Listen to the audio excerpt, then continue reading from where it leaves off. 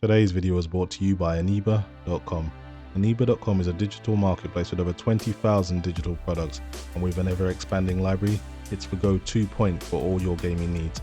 Aniba will bring you the hottest deals on titles, new or old, and with an excellent Trustpilot score, you can buy with confidence. So whether you play on Nintendo, PlayStation, Xbox or PC, there's sure to be something that suits your needs. Navigation on the website is easy. Search via operating system, game genre or region. You can even create your own wish list and grab those deals at a later time. Aniba are here to help with activation issues, payment, product delivery and any other issues should the need arise with their 24/7 live support. So save some money and grab a great deal with Aniba.com. Welcome back to the channel, guys. Today I'll be playing some more Palworld.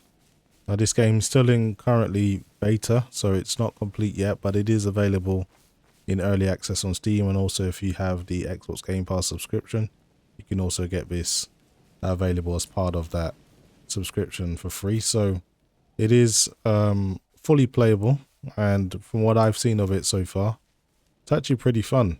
If you're a Pokemon fan, this will definitely be right up your street. So playing at a resolution of 3840 by 2160, no FPS limit, no VSync. I've also disabled motion blur, just a personal choice for me. Anti-aliasing method is TAA, everything else is at epic settings. As you can see, there's not too much to choose from.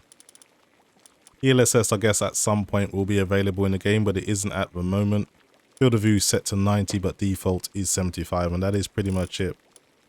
And it's pretty much an action RPG survival game, so it has all those elements like Ark Survival Evolved, Rust, when you're building bases, you're building equipment, you're leveling up, and you also have the kind of Pokemon element where you capture creatures, you train them up.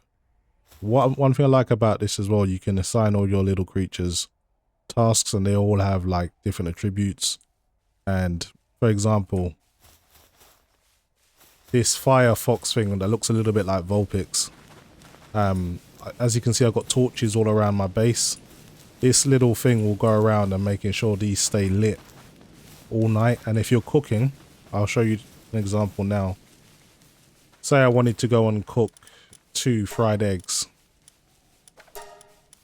That same creature will come along and use its firepower to speed up that cooking process. I was only cooking 1 egg, so it didn't have the time to come and help. As you see, it ran over to try and help out with that process. So it's kind of cool the way they've allowed you to delegate to all your little pals, which is what they call the creatures, and they can all complete tasks for you. Okay, anyway, so I'm still getting through the tutorial. I've gone around and leveled up a little bit, built my base, and I've also captured quite a few creatures. So I've got some, I'll show you the creatures I've caught at the moment. So I've got, one of my best ones is the Nightwing. It's like a bird creature. You can actually fly on some of your creatures, but you need to learn the skill to be able to do that. And I'm not a high enough level to fly on this yet, but I think you can fly on this particular one in the future. But this one's pretty strong. This is probably my strongest PAL creature that I've got at the moment. I've also got a Pen King, which is a smart way of saying a king penguin, basically. This one I found in an egg and I put it in an incubator and it hatched. You can't catch this one out in the wild. It's pretty strong. As you can see, it's got a frost attribute to it. What else have I got? I've got this one called Daydream. This one can put enemies to sleep. You can only catch this at night time. So if you're trying to capture hard PAL creatures, this one can put them to sleep, and it might give you an easier time of capturing them. And finally, I've got what pretty much is a Vulpix ripoff. Basically, is a fox that has a fire element to it, and it's really cool, and it's pretty strong as well. So anyway, my main objective now is to go to the Syndicate's tower and fight the boss. So that's what I'm going to do now. The game performs pretty well. It doesn't have much frame spikes. This is an Unreal Engine 5 game, so it's known to be pretty frame skippy before you cache it for the first time. But then after that, it generally plays smooth. But I have to say, this actually plays smooth pretty much right off the bat. So it's, for a game that's in beta or early access, it's actually running pretty well. I've had 1 or 2 crashes though, but other than that, it's worked pretty well. So they've pretty much gone with that kind of Fortnite aesthetic. I don't know what you guys feel about it. I think it actually fits this game pretty well. So I've got no complaints about it, but not everyone likes that look. So a few people have been telling me you can actually capture humans as well, and then capture them as Pokemon basically. So I want to give that a try. There's this guy here called Skill Islander. I want to attack him and see what happens. First of all, I need to eat, so let's do that. I have a few lamb ball kebabs that I made earlier. Okay, let's see what happens if I attack him. He's trying to fight. Let's spring out one of my creatures. He's trying to run away though.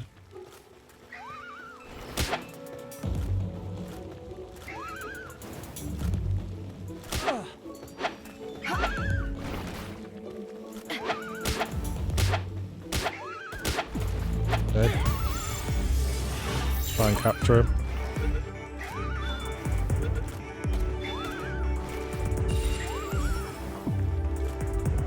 Wow. You guys were actually telling the truth. You can actually capture human beings. That's pretty weird in my opinion. I don't know why they allowed you to do that, but I guess you can just harvest them for materials.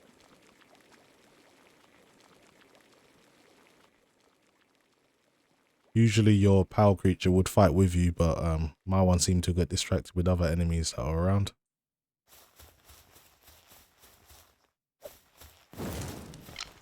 Switch to my bow and arrow. So the game doesn't use much resources, as you can see, only using around 5.9 gigabytes of VRAM, so you don't need much VRAM to play this. And it doesn't use much of the CPU either, so very, very low demands.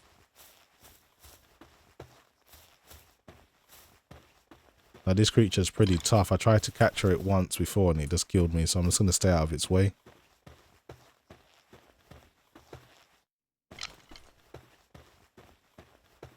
So always pay attention to the element of the creature, the PAL creature. So this is a fire creature. If I was to fight this, I'd bring out my Pengula or my King. Because they got like water and ice element, and that's obviously its weakness. So I can demonstrate this now.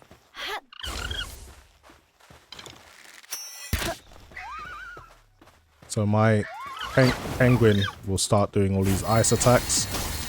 And this is like ridiculously effective. So there is an element of strategy in this as well. So, I mean, at first, from what I saw with all the promotional material, I thought it was just like Pokemon with guns, but it's got a bit more depth to it than that, to be honest, so. Okay, I haven't got this creature. It looks a little bit like a wolf. This one I haven't captured yet, so I'm going to try and lure one over here. And bring out my my big creature. If anything wants to go down, this guy will take care of it.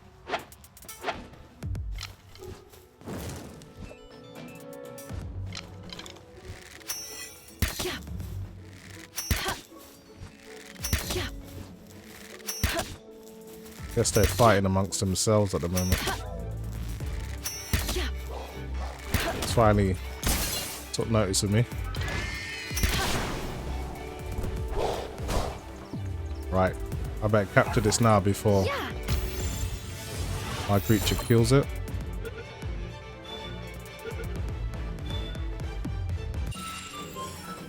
So it's called a Dire Howl. Yeah, that's another one to my collection. Anyway, I got to go up here to fight the boss, so that's what I'm going to do.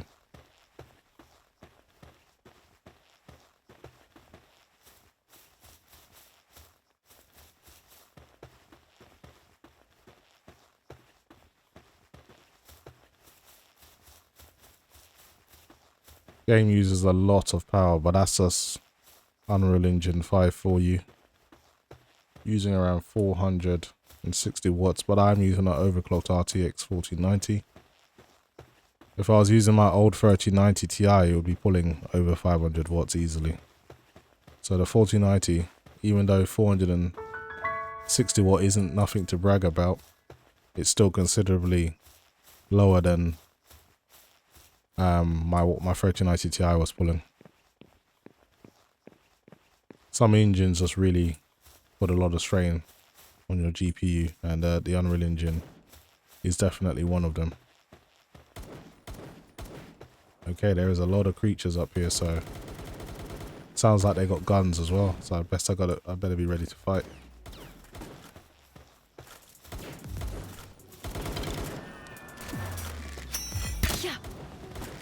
All right, pull out some backup. The hell?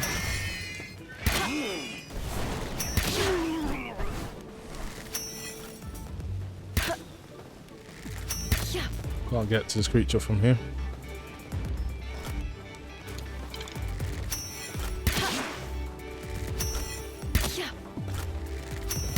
I'm gonna try and capture this one if I can. I don't have this yet.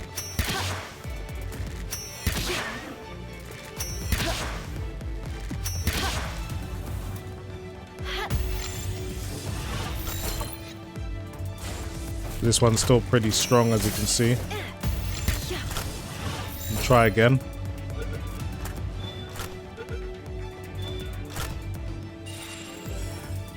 Okay, I captured it.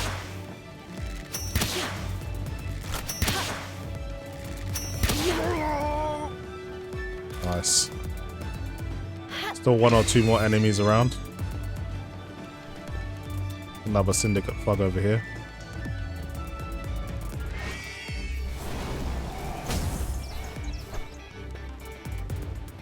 A Nightwing can deal with that though. I think he's on the other side of the wall.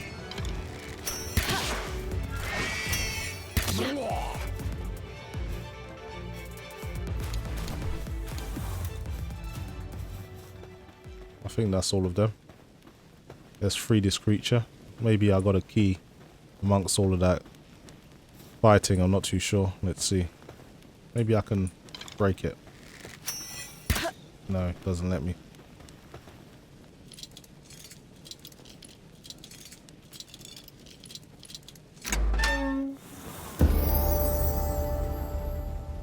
New power captured. Nox.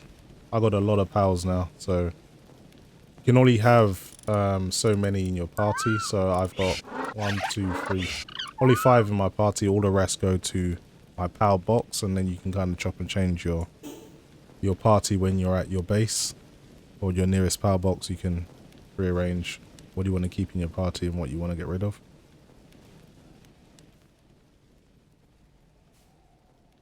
Now, I don't know if this game has any type of story element to it. That's something I'm not too sure of. But I don't think many people will care. It's kind of more of a catch-em-all situation and explore everywhere. I'm not too sure how the multiplayer works. Is it just like a player versus environment type thing? I'm not too sure. This seems to be single player at the moment, but I haven't seen any other real people. Okay, there's a... I think I meant to go up in the tower or something, but to be honest, I kind of want to go back to my base and try out some of these new powers that I got. I caught quite a few and may want to rearrange my party. But maybe I shouldn't ruin it for you guys who haven't played it and do the first boss, so I think I'll leave it there. I won't ruin it for you guys. That is just another look at Palworld. probably best for me to just show you a little bit more of the mechanics. So obviously I've leveled up throughout this whole situation. You can then choose to do up your HP, stamina, attack, defense, work speed, carrying weight, all that good stuff. I think I'll do up my attack. And with each level, you have all these skills you can learn under the technology tab. And all the skills are held behind level walls. So if you're not a high enough level, you can't obtain the skill even if you've got the technology points to learn it. Now I can make myself a more powerful bow, make myself a hairband now, primitive furnace. Now I can start making metal objects, nails, so I can start making furniture and more advanced things. So if you're familiar with Ark Survival Evolved, Rust, these kind of mechanics will be pretty familiar to you. It's not a very steep learning curve at all, and it's really quick to get involved in this game. Anyway guys, that's pretty much it for me. Hopefully you've all enjoyed the video, and as always, thanks for watching.